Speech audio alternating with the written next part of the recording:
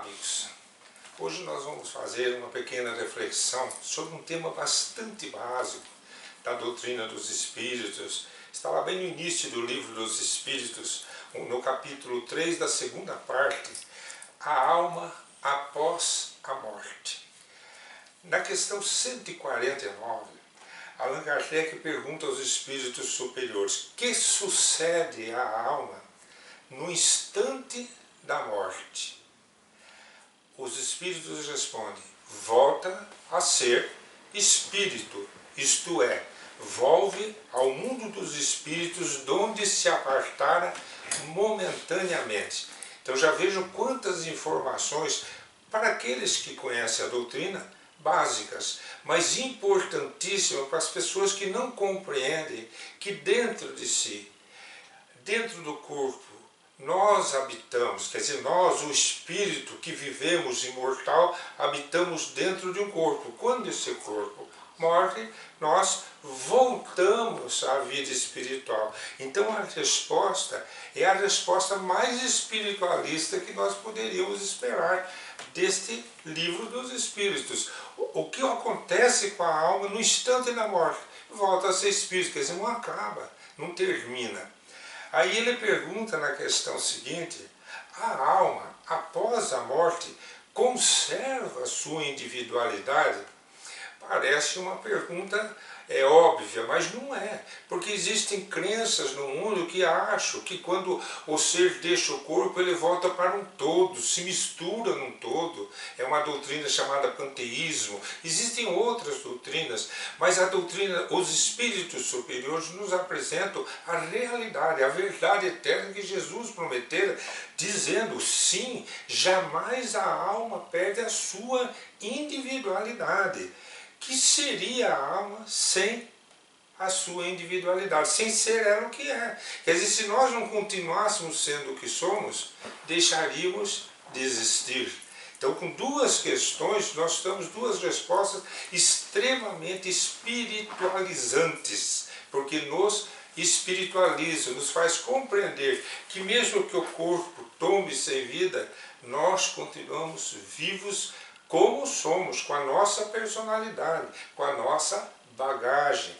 Aí Allan Kardec, na mesma questão 150, ele abre duas subquestões, e numa ele pergunta assim: como comprova a alma a sua individualidade? Uma vez que ela não tem mais o corpo para dizer eu estou vivo, né? Como que ela vai provar que continua viva? E os espíritos respondem: continua a ter um corpo espiritual, um fluido que lhe é próprio, que aurido da atmosfera do seu planeta e que guarda a sua aparência da última existência. Quer dizer, mesmo o corpo tombando, você vai olhar para o espírito, se você pudesse ver, e iria ver a mesma pessoa, porque o corpo espiritual que ela veste lhe dá as mesmas características do último corpo físico. Então Kardec já entra com uma pergunta moral: a alma nada leva deste mundo? E os espíritos respondem: nada, a não ser a lembrança e o desejo de ir para um mundo melhor, lembrança cheia de doçura ou de amargor, conforme o uso que ela fez da vida.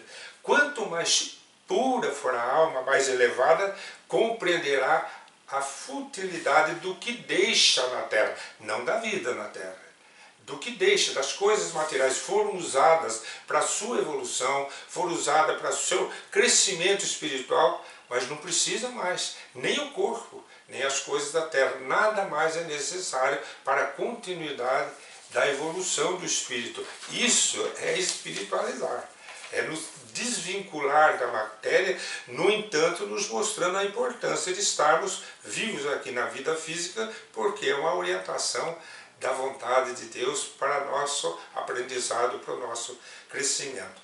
Na questão 152, Allan Kardec pergunta: que prova nós podemos ter de que a alma continua e continua sendo individualmente ela mesma? Quer dizer, que prova podemos ter da individualidade da alma depois da morte? E os espíritos estão ali conversando com Allan Kardec, dizendo: não tendes essa prova nas comunicações que estamos recebendo? Quer dizer, nós não estamos aqui dizendo que a vida está continuando.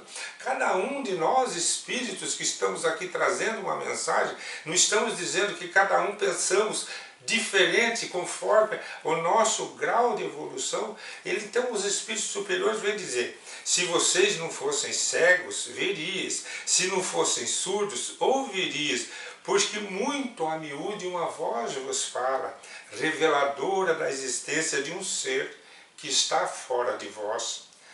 E aí Allan Kardec vai adentrar um capítulo então muito importante para o que nós estamos fazendo atualmente na nossa reflexão, que é apresentar as cartas do além, que são as mensagens dos espíritos. Quando a gente lê aquelas mensagens dos parentes, contando para os entes queridos que continuam encarnados na Terra, como foi o momento da desencarnação, e o que aconteceu com eles na vida espiritual, como eles estão hoje, e muitas vezes as leis de Deus, os desígnios divinos que fizeram com que eles desencarnassem daquela maneira, daquela forma, aquele gênero de morte, a gente vai aprender com aquelas cartas do além, isto que Allan Kardec pergunta aqui na teoria, que é a separação, o momento que o espírito vai deixar o corpo físico. É igual um para o outro? É evidente que não, e nós vamos ver essas pequenas questões.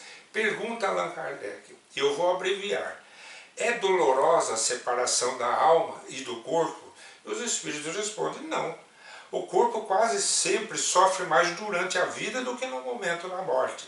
A alma não toma nenhuma parte disso. Os sofrimentos que algumas vezes se experimentam no instante da morte são, na verdade, da libertação do espírito, que vê chegar o fim do exílio. É o sofrimento do término de uma jornada. Na morte natural, o que sobrevém pelo esgotamento dos órgãos em consequência da idade, o homem deixa a vida sem perceber. Tanto que às vezes nem percebe que desencarnou, ele está fora do corpo, o corpo já morreu, ele nem percebe.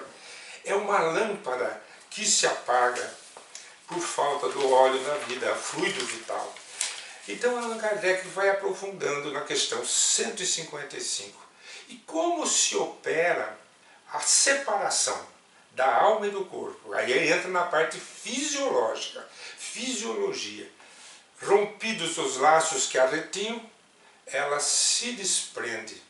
Então há laços que prendem a alma ao corpo, laços energéticos, firmes, bastante fortes, que a gente vai estudar na base da doutrina dos espíritos, que é quando o espírito se reencarna através do seu corpo espiritual, ele se enraiza no corpo físico de tal maneira que, para deixar o corpo pelo fenômeno da morte, tem que romper esses laços. Por isso é muito comum nós ouvirmos os espíritos narrando através de Chico Xavier, de Divaldo Pereira Franco, de outros médios fidedignos, dizendo que os benfeitores vieram romper os últimos laços daquela ligação que havia entre o espírito e o corpo. Então Allan Kardec pergunta: a separação se dá instantaneamente por brusca transição, ou tem uma linha de demarcação nítida entre a vida e a morte? E os espíritos respondem: a alma se desprende gradualmente, ela não escapa como um pássaro cativo. Aqueles estados da vida e da morte se confundem, de sorte que o espírito se solta pouco a pouco dos laços que o prendiam. E esses laços, eles vão ser desatados e não quebrados. Olha que interessante. Desatar é desfazer um laço. Quebrar é romper um laço. Então os espíritos superiores estão dizendo para Kardec que a volta ao mundo espiritual pode ser gradativa, mas que, conforme o grau de evolução dos espíritos, ele vai continuar no mesmo capítulo, o instante da morte, o desprendimento do espírito pode se operar mais gradualmente ou mais rapidamente, conforme já o indivíduo foi se desprendendo da matéria durante a vida. E aqui o resumo: de volta à vida espiritual nos ensinos os espíritos superiores. Quanto mais espiritualizada a criatura, mais fácil é o instante do desprendimento e mais rápido, a ponto de ser quase instantâneo o momento da libertação. O corpo tomba sem vida, a alma se liberta completamente desatados nós, porque já vinha se desprendendo. Quanto mais sensual, palavra que está no livro dos Espíritos, quanto mais materialista, quanto mais apegado à matéria, mais sofre o espírito, podendo demorar dias, horas, dias ou meses para se desprender, mesmo não havendo vitalidade no corpo físico, ou o espírito fica de certa forma vinculado àquele corpo pelas suas ligações energéticas, independentes do corpo já não estar mais com vitalidade, causando então essa dificuldade da libertação. Então, na nossa continuidade, esse era o tema que nós gostaríamos de apresentar, que é a espiritualização da nossa vida e da nossa morte. Então, eu gostaria de apresentar um exemplo. Agora, uma carta do além, que eu vou passar para vocês com muito carinho, para vocês verem, ouvirem a entidade que vai escrever através de Chico, ela vai dizer para vocês como que foi o momento da desencarnação, as coisas que sentiu, o que aconteceu, para que vocês observem um caso, um exemplo de uma desencarnação, para que a gente comece a amadurecer, e à medida que vocês forem entrando na nossa playlist das cartas do além, vocês vão vendo como é individual a desencarnação. Então eu vou continuar aqui para vocês com esta carta do além.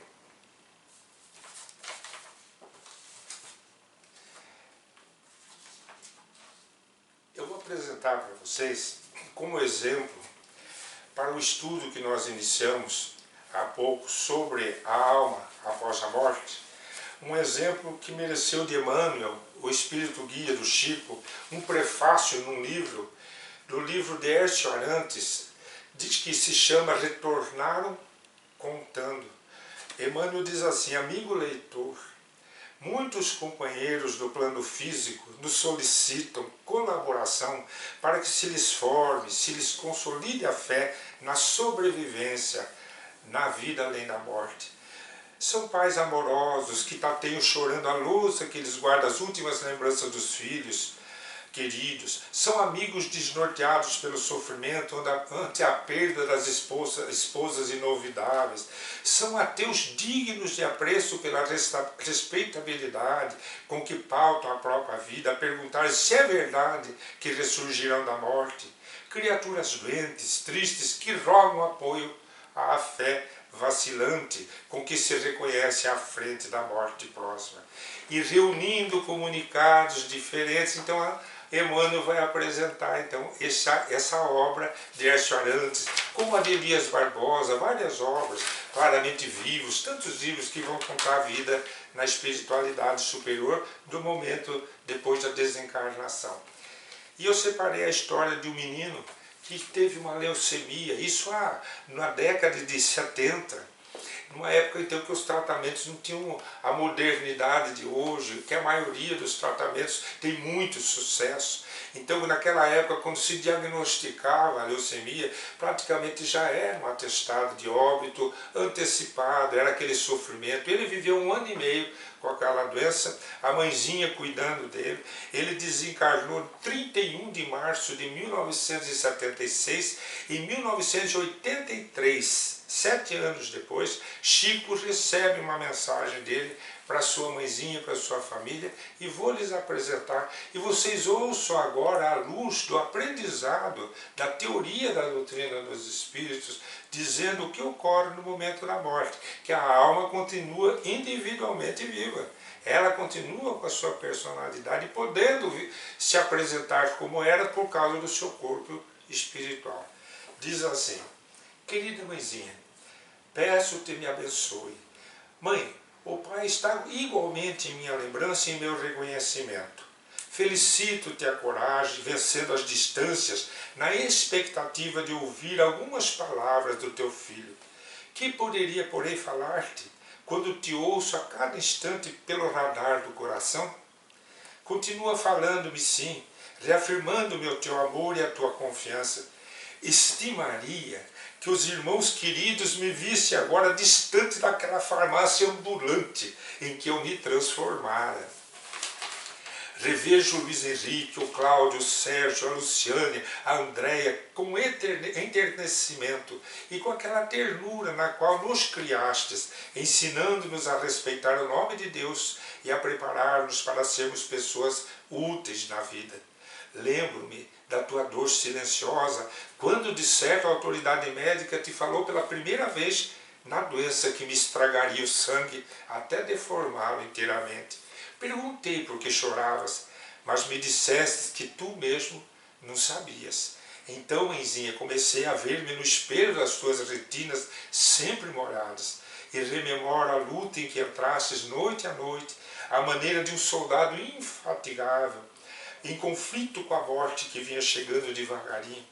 Eu não me lembro de haver escutado a palavra leucemia de teus lábios, porque sabias trazer-me sempre o remédio da esperança. Mas as injeções foram adquirindo a expressão de espinhos dolorosos, e entendi, por fim, que eu me apagava, ao modo de uma vela que vacila com a brisa leve até consumir-se de todo. Muito obrigado, mamãe, por tudo. Muito obrigado é tão pouco para definir o agradecimento que transborda, mas são as duas palavras que te oferto, recheadas dos beijos que não te dei. Deus te recompense pelas noites de vigília, nas quais me observavas os olhos famintos de repouso, aqueles travesseiros sempre mudados, aquelas exigências de seu menino, aqueles gemidos que te buscavam atenção e aquelas petições constantes de melhoras que realmente não podias me dar. Tudo passou, mas ficou a saudade, que em minha presença incessante. Crê, mamãe, querida mamãe, se eu pudesse, eu teria ficado para ser mais teu, depois de conhecer-te na dedicação com que entregavas a mim para que eu não sofresse e para que tu não sofresses. Teria ficado para contar aos meus irmãos a história da tua bondade e do teu carinho, que só o filho doente consegue conhecer, mas reconheci que as tuas preces do silêncio me entregavam a Deus. Era para mim uma dor sem limites, aquela de notar-te, a angústia sem a possibilidade de consolar-te. E um dia aquela dor veio com mais aflição no peito e observei que uma nuvem me envolvia. E então passei à oração sem voz. Pedi a Deus que me desse o que fosse justo. E parece que comecei a dormir contra a vontade. E do meio da neblina destacou-se um rosto, com um sorriso, e eu ouvi a voz que me dizia: agora, meu filho, vamos ao repouso, venha aos braços da vovó Nair. A emoção me tomou o íntimo, e creio que lágrimas me banharam a face. Eram fortes os braços que me tomaram, e aquele regaço acolhedor que me fazia pensar em teu carinho me acerenou o coração.